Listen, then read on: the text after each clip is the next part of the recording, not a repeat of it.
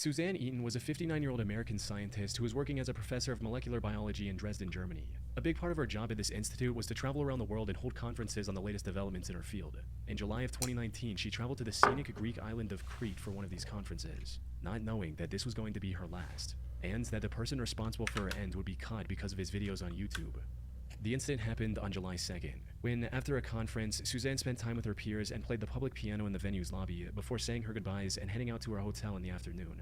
Sadly, this was the last time anyone saw Suzanne alive. Her coworkers noticed her absence when she didn't show up for the second conference scheduled for 6 p.m. that evening. It wasn't like her to skip events out of the blue. Something wasn't right. A fact that became increasingly clear when over 24 hours passed without anyone hearing from her. So, on July 3rd, her colleagues called the police to check on her, hoping she was simply sick or something similar. However, when officers arrived at her hotel room, no one answered the door. They acquired a spare key from the hotel management and went inside. It's how it always starts. It's how it always starts. I mean, I've literally seen hundreds and hundreds of true crime. I love it. And that's how it always starts, right? Somebody was supposed to show up for work, so the people that she works with were like, what? What's going on here? What the fuck? And so they call the police. And then they do a welfare check. And then they find him inside the house dead. To find the room completely empty and undisturbed. All of Suzanne's belongings were also still in the room. The only things missing were her running shoes and a set of exercise clothes. Or they've disappeared. Those which is in this case. Understood what this meant. You see, in addition to her academic prowess and piano expertise, Suzanne was also an athlete at heart. She was a double black belt in Taekwondo, and despite her age, loved going on a run every day. Knowing this helped investigators narrow down what might have happened to her. Put simply, she likely went on a run soon after returning to her hotel on July 2nd, and something went wrong after that. She wasn't super familiar with the area, and to make matters worse, the weather was uncomfortably hot that afternoon. There was a strong possibility she collapsed from the heat or something else along those lines. After putting this together, the Crete police immediately dispatched a search and rescue team in the area surrounding her hotel and around. And this is in Crete. Pretty sure that's it. Yeah. Crete. Wow. Now that's something right there. You don't hear about Crete much. Popular running trails. Her family even traveled to Crete and put a €50,000 reward for anyone who could help find Suzanne. Unfortunately, Suzanne was nowhere to be found. That is until 5 days later, on July 8th, when two young men were exploring one of the abandoned World War II Nazi bunkers scattered across Crete. It's crazy where you find Nazi bunkers, guys. It's legitimately insane where you can find Nazi bunkers all over the world. It's so wild, actually. And now they're in Crete. 200 meters in, one of them noticed a piece of burlap covering something on the ground. They picked it up from one end to see what was underneath. And what they found was the aftermath of one of the most horrific crimes in Crete's recent history. The burlap was covering the bloody remains of Suzanne Eaton. No!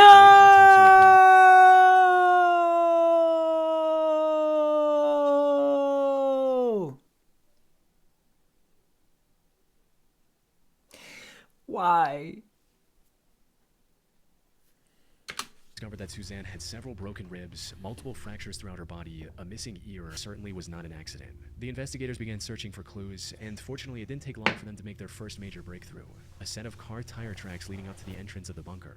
Analyzing these tracks allowed investigators to find the car responsible for transporting Suzanne's remains to that bunker. It belonged to 27-year-old Yanis Paraskakis, a local sheep farmer. But when questioned, Yanis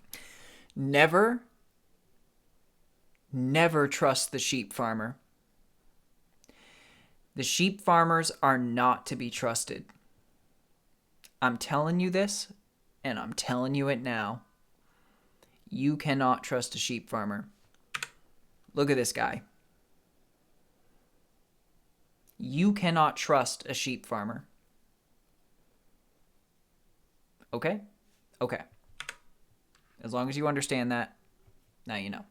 Feigned ignorance and claimed that him driving through that area on that day was nothing more than a coincidence. He went as far as to say that I just happened to be driving through just that day that, she was literally killed.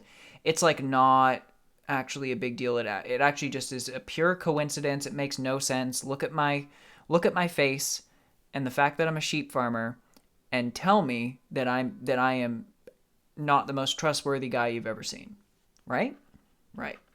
Didn't even know about the existence of that bunker, a lie that would eventually lead to his arrest. You see, Yanis had a dream to become I don't even know about the bunker. What are you talking about? I don't even know. What do you mean? Look at this guy's face. It's even worse in this one. You cannot trust this man. Number one, sheep farmer. Number two,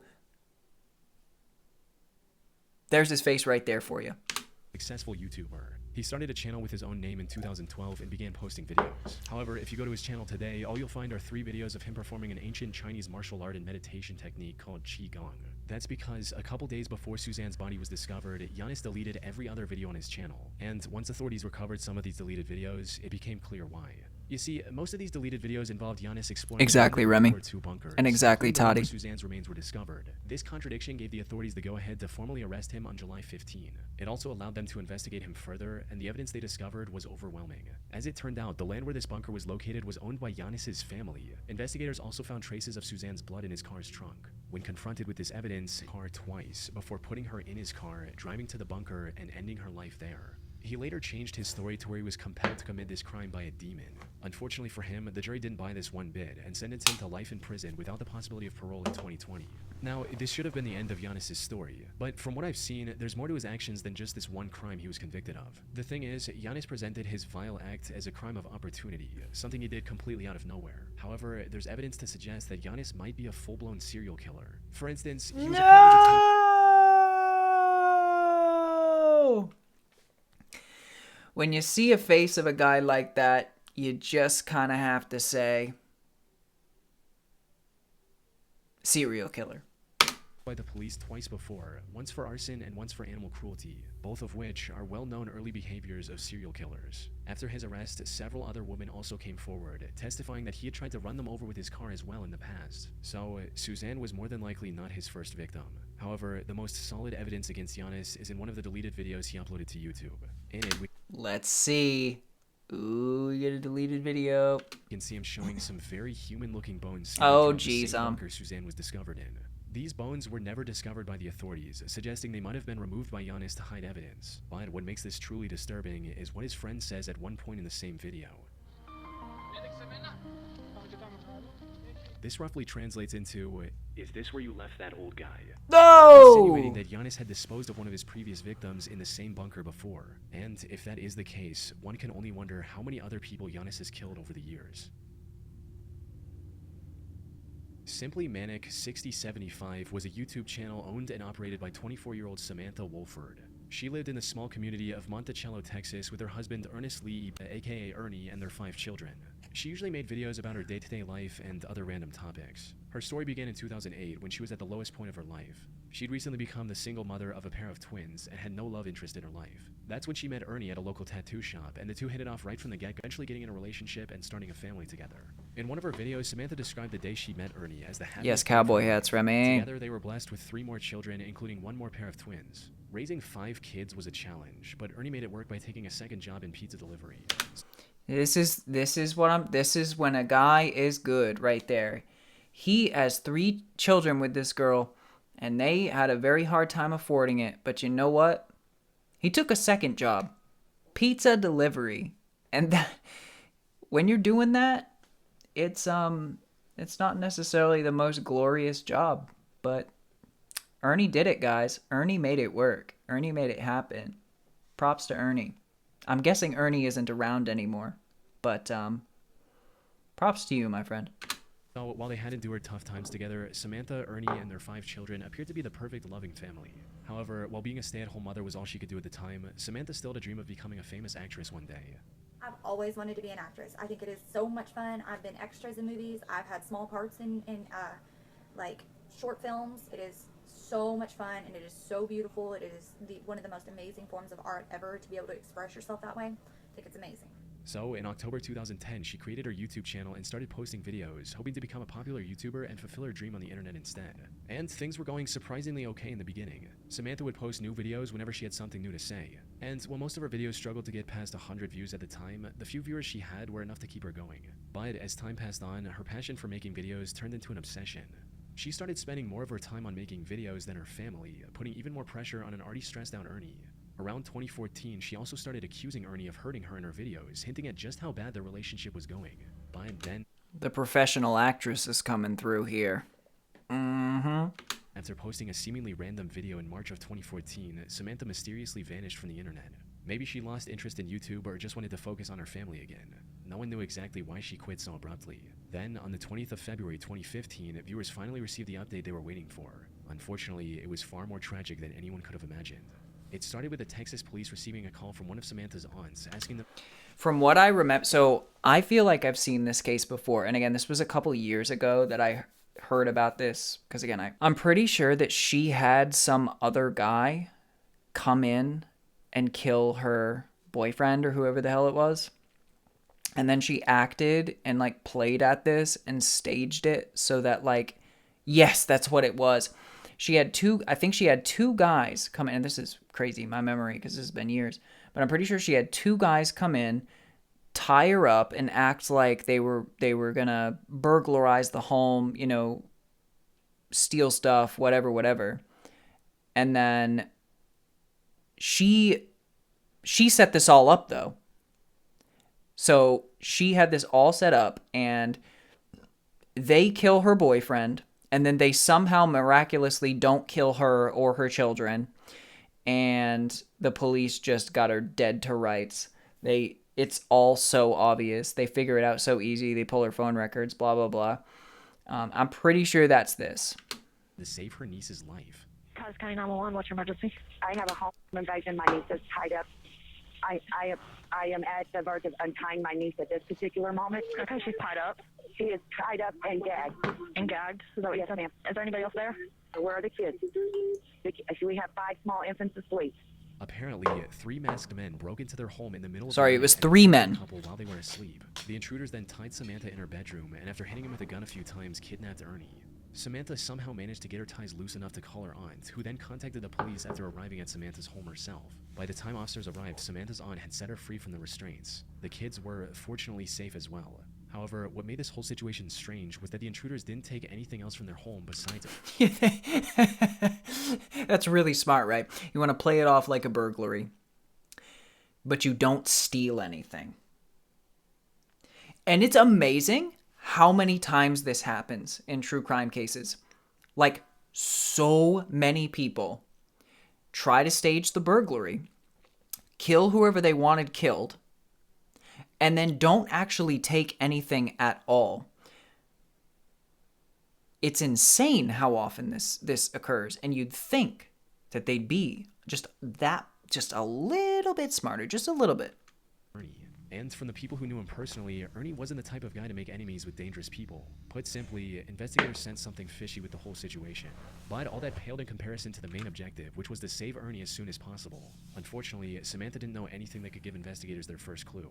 With no other option, the officers took Samantha to the station for further questioning, hoping to extract any useful information they could from her. But what none of them expected was that Samantha would change up her story completely after entering the interrogation room. That's a good idea too. You change your story completely 5 times. Or even just once. Yeah, that makes you look innocent for sure. Before she didn't know anything about the assailants, now she had the name of a potential suspect, John Rebel. As Samantha's story goes, she was talking to her friend about Ernie's supposed attacks on Samantha, when suddenly a man with the pseudonym John Rebel overheard their conversation and started talking about how a man shouldn't treat a woman that way and that he was going to handle the situation. Well, as it turned out, the name John Rebel actually belonged to someone, a man named Jonathan Sanford. The police found and arrested John not long after Samantha gave out his name, right alongside his 2 accomplices, Jose Ponce and Octavius Rhymes. Surprisingly, Jonathan put up little to no resistance and immediately confessed to kidnapping Ernie. He also confirmed the worst possible outcome, but we killed him. by the time the police got involved, Ernie was already dead. The 3 took him to a secluded forest and executed him with 1 shot to the back of his head. However, even after learning all this, one question remained. Why? Why would 3 men who didn't even know Ernie kidnap him from his home like that? Every answer to this question pointed back to Samantha, who kept it. I'm just a little bit curious. As to why. I wonder who orchestrated this. Denying any involvement. Even if the investigators ignored her suddenly remembering the perpetrator's name, there were several other suspicious aspects to her story. Like, how was she able to untie herself enough to call her aunt? Why didn't any of her neighbors hear the break-in? And why were the kids all sleeping in the same room, when usually they're scattered throughout the house? It wasn't long before investigators uncovered undeniable evidence of her direct involvement. This included instruction messages she sent to Octavius when the officers were trying to call Ernie's phone, which he had on him. These read, "Kill his phone. Shut that down. Ditch phone. Move." There was no doubt about it at this point. Insane. Samantha was in colluding with her husband's killers. And as the investigation went on, the real story came out as well. Samantha had apparently become addicted to the idea of becoming a famous YouTuber, and her neglect of the kids became a constant source of fighting between the couple. But instead of resolving the issue like a responsible adult, Samantha... Just kill your boyfriend. Just kill boyfriend, girlfriend. You're having some arguments, guys.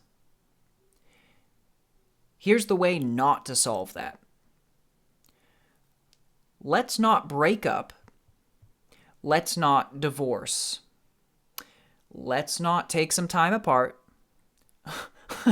Waste of chromosomes. Let's not do anything. The only solution literally is to literally delete the other person off of the face of the planet. Absolute deletion is the only satisfactory answer to this horrible situation of having some arguments about the kids, especially when it's your fault because you're the one neglecting the kids. Pretty crazy. Oh my God. Mental health, guys. Mental health. They colluded with her friend's boyfriend to hatch a cartoonishly evil scheme to get rid of Ernie. They first wanted to plant hard drugs in his car. Cartoonishly evil. It really is, though. And get him arrested, but later made the heartless decision that taking his life would be much easier.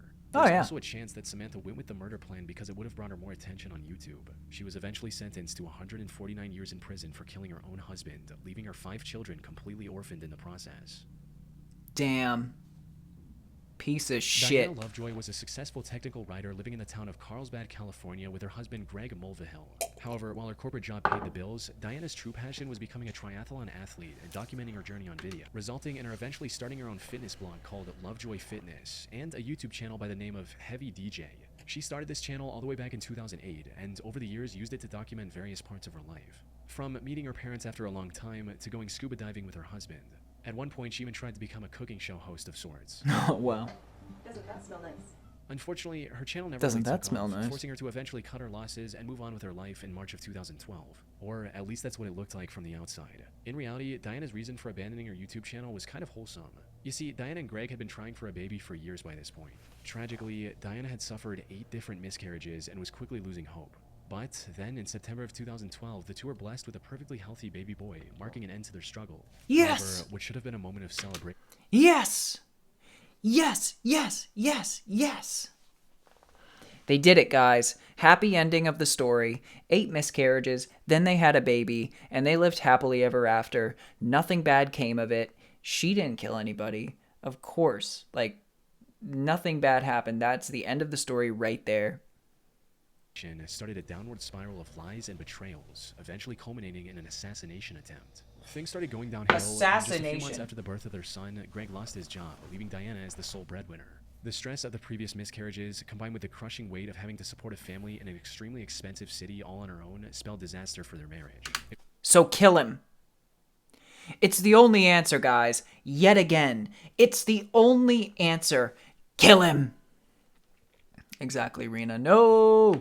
Wasn't long before the two were constantly fighting with each other. Things escalated even further on July 9, 2014, when Greg returned home only to see a police officer waiting for him at the door. The officer explained that Greg wasn't allowed to enter his own home because, as it turned out, Diana had accused him of attacking both her and their son. What followed was a nearly 2-year-long divorce mediation, during which the investigators found no evidence supporting Diana's accusations, allowing Greg to get a 50-50 custody of their son. Diana was also ordered to pay $120,000 as a part of their divorce settlement in late 2015. But before the divorce could be finalized, Greg received a phone call from an anonymous number that changed everything. The voice on the other end claimed to be a private investigator Diana had hired recently. And according to this investigator, he already had solid proof of the attack claims Diana had made against Greg. But for some unknown reason, he wanted to help Greg win the case, so he claimed to have left the documents taped to a power pole located on a... Okay. So I have not seen this case ever, and I'm just going to say that the private investigator bullshit is definitely from that wife or fiance or whatever, and he's going to go out to this remote location, and miraculously, he's not going to come back somehow. What a crazy private investigator that wasn't put up to this by this lady here. Small hiking trail near Greg's home. Greg naturally found this whole thing pretty suspicious and decided to take one of his friends with him to the pole on the night of September 4th, 2016. That's a good idea. He did take a friend. That's at least good. Sadly, despite his suspicions, he failed to grasp the true intentions of the strangely helpful private detective. Hello, this is 911. Yes. My friend has just been shot. Do you know who shot him? There's a guy lying down like a sniper. A sniper? Did you see him at all?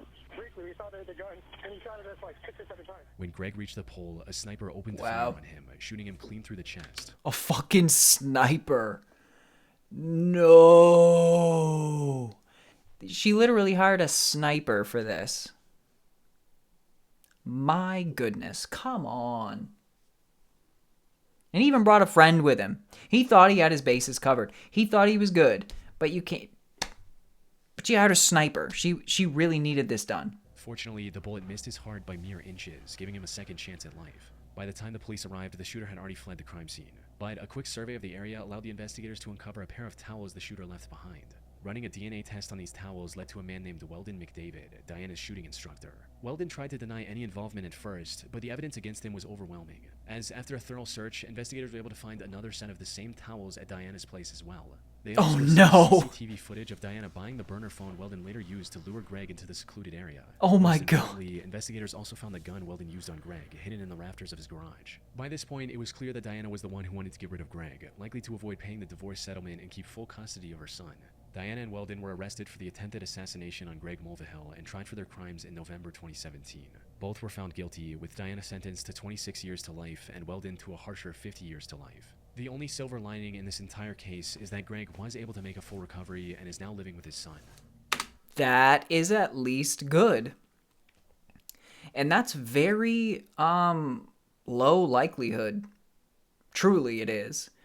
Because if you're hit with a high-powered rifle like that, those bullets are huge. They mushroom massively when they hit their target. They expand out into a super wide bullet, and it just takes everything with it. So he missed his heart by like inches from what they said, and he actually made a full recovery. That's a truly good story right there. A good ending to a bad story. Next.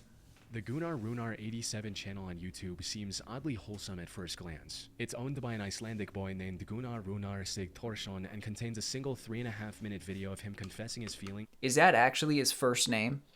Is that his whole first name? Gunnar Runar? I'm sorry for you, good sir. Maybe this is why he killed everybody that he ends up killing. I haven't seen this case either, but with a name like that, your parents kind of set you up for this. Come on now. He loves. The title translates to English as My Confession to Hildur. In it, he says things like, Hún án efa sérstakasta manneskja sem ég nokkuð tímann hitt. Ég verð svo ótrúlega glaður bara að vera nálægt henni. Það þarf ekki meira. Og þetta ætlað þér. I just want to make a observation.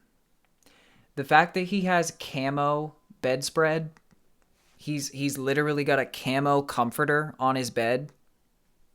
I can already see what's happening next here. You can already tell what is about to happen just by the fact that he's got a camo bedspread. Okay.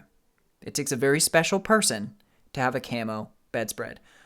Því að ég held sér orðin ástfangin með þér. However, this seemingly heartfelt love letter turned out to be the key to solving one of the most horrific crimes in recent Icelandic history. And it all led back to Gunnar and the troubled life he had as a child. You see, Gunnar didn't have a mother growing up, resulting in him getting extremely close with his father. However, on the night of September 20th, 1996, when Gunnar was just 9 years old, his father decided to end it all using a gun. What made this already messed up situation even worse was the fact that Gunnar was in the room with his father and witnessed everything. Unsurprisingly, this took a heavy toll on Gunnar's mental health. He withdrew from the world and refused to accept his father's death as reality. Everything seemed hopeless for Gunnar. That is until primary school, when he met a girl named Hildur and instantly became infatuated with her. He'd admired her throughout school and into adulthood, but never found the courage to make a move. And also, like, is he just living on his own? That would explain the camo bedspread. What is going on here? Is he He doesn't have a mom. He doesn't have a dad. What's his living situation? Like, I need to know this stuff. I need to know this stuff. How does it work? And you know what I mean? Like, what age did his dad go away, die? Was he 18 at that point? And then how does the country work? Do they just then, like, if you lose your parents before you're the age of 18, they just pay, they assist you with getting your own place, and then you get to just be in your own little world and never communicate with anybody? Or is it that he got moved in with his aunt, and like this all matters. This all adds up here. So I am very curious, and obviously they're just trying to make quick work of this story here. Fearing he'd lose his only close friend. However, things changed in 2009 when Hilder got engaged to a man named Hannes. No! Hannes! See, the reason why she got engaged to Hannes over Gunnar is because his name wasn't Gunnar. And that's literally why. Okay. Like, he was set up for failure with Hilder there because how can you marry somebody named Gunnar Runar? It's probably not going to happen if she's got options. And because she has options, she's going to go with Hannes over here. The Icelandic Fabio. This gave Gunnar the push to do something about his feelings. But given his shy personality, he still couldn't confront Hilder directly. So, in March of 2009, he created a YouTube channel and uploaded his confession on there. Hilder never reciprocated his feelings, but the two remained friends. Even Hannes, Hilder's now husband, didn't seem to mind Gunnar's company. Something he likely regretted deeply just a year later. Yeah, It all went down probably. on the 14th of August 2010. Hilder was invited to a party that Gunnar was attending as well. But things got a bit out of hand, and Hilder ended up drinking too much and passing out. Given their closeness, the task of getting her home safely was handed to Gunnar. But instead of dropping her off at Hannes' house like he should have, Gunnar took her to his own home. By the time Hilder woke up, it was already morning. She was understandably furious with Gunnar and immediately called one of her friends to drive her home. But nothing could have prepared Hilder for the horrific scene she witnessed on the other side of her front door. No. He didn't kill Hilder, he killed Hannes. Husband Hannes was lying on the top of the staircase near their bedroom, submerged in a pool of his own blood.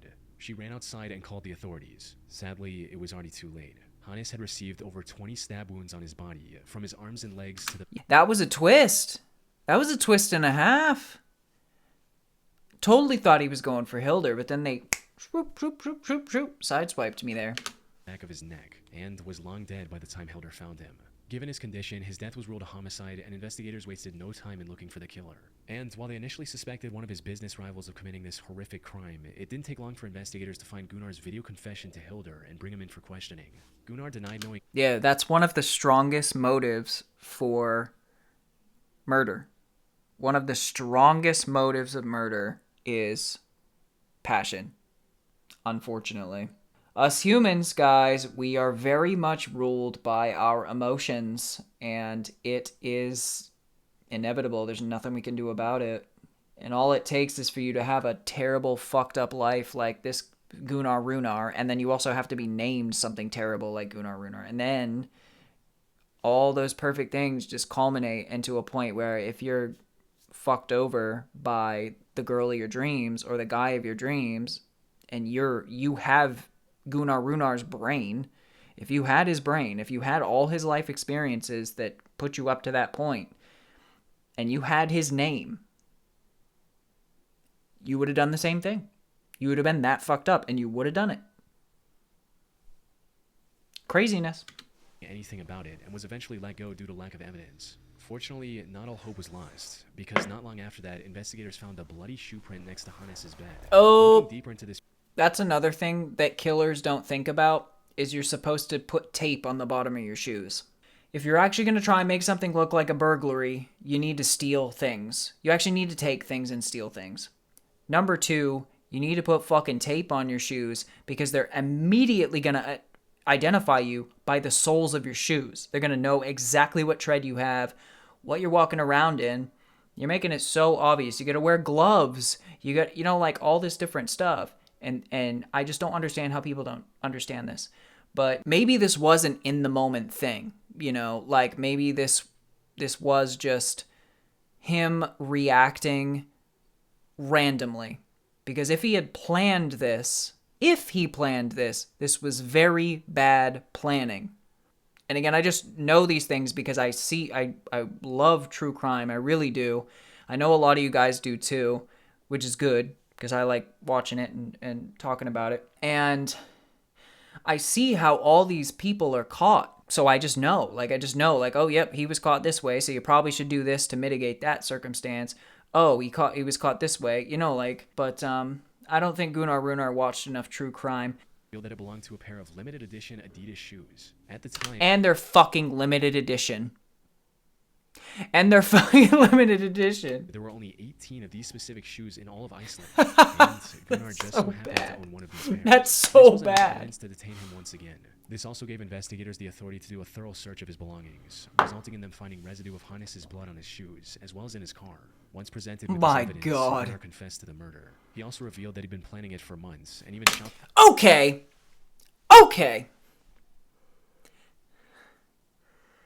He's been planning it for months.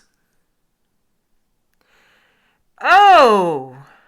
I really gave Gunnar Runar the benefit of the doubt here. I really gave him the benefit of the doubt. I said he must have done this in the moment without any planning, absolutely non-premeditated. But he'd been planning it for months. And he didn't think to tape his shoes. He didn't think to clean the shoes. He's got blood all over the fucking bottom of the shoes. Oh my God. Gunnar. More like goon. He's a fucking goon. Just take the R off of it. He's a fucking goon. What a dumbass, dude. Come on. If you're gonna do it right. Lifted the items he intended to use to avoid purchase records linking back to him. And while he didn't admit to it, Hilda also suspected him of spiking her drink that night, since she usually never passed out like that. After committing the crime, That he would also make drove sense. to a nearby pier and dumped items used in the crime into the sea to get rid of any evidence. It was a well thought out plan, since he was only caught because the garbage bag he used to hide his shoe prints tore open as he walked. As for Okay. So he did do the shoe thing. He did it. But he didn't tape them. He used a garbage bag. He should have used fucking duct tape. That's what you're supposed to use. But he didn't use duct tape. He used a garbage bag, which are super thin, and they're going to get tore up.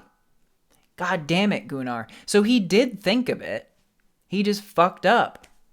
his motive, it was just as everyone had expected, with him making it clear during the investigation, stating, "I loved Hilda. She was supposed to be with me. She was not supposed to be with him." Surprisingly, he was found not guilty during his first trial on March 1, Excuse me? Excuse me? Limited edition shoe, only 18 in Iceland. He's literally the best friend who admitted on YouTube that he's in love with this girl. This is her husband. The justice system, Scandinavian countries, when you go to jail, it's actually like going away to a fairly nice hotel. It's really quite nice. And in a lot of cases, you can leave. You can watch TV, you can have a phone, you can leave at scheduled times in the day. Your sentence for killing someone isn't really that long. It's like all the sentences for all the crimes are like really, really small. And the whole sort of idea behind it is that they believe really strongly and really truly in rehabilitation. And like there's something to that. It's just, we are so used to, in most of the world, we are very used to a lot harsher shit. And so it's very interesting to see how it goes. Very interesting. 2011 by reason of insanity stemming from his messed up childhood. Ah, okay, so it was fucking insanity. I should have just played it another 2 seconds longer. So he was found not guilty because he was insane. So he wasn't in the capacity to actually be found guilty for it. So they'll probably just sentence him to like psychiatric care or something. But even still, I don't see how he's insane here, at least based on what I've seen. But again, this is not a deep dive hour-long or 2-hour-long thing into this case. We are missing pieces of this puzzle. I'm getting way too invested in this. Let's just play. However, the prosecution argued that he was fully aware of his actions and escalated the case to the Supreme Court of Iceland. Gunnar was found guilty on his second trial and was sentenced to 16 years in prison. This was 16 years! Look at that, guys. What did I tell you? You get 16 years for killing somebody.